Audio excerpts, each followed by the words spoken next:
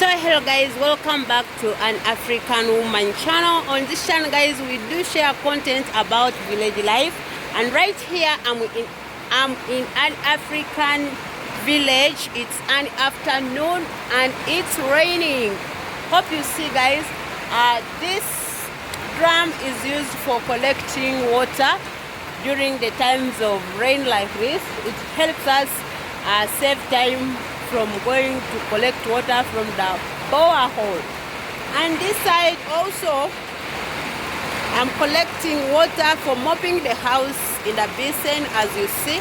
The other side, our beans had been spoiled with the sun. The sun had shined for almost a full month, so there was no way our beans could survive.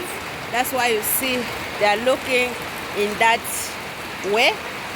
And the other side, you see when the chicken are trying to run and hide because of the rain. Hope you see how they look when it starts raining, guys.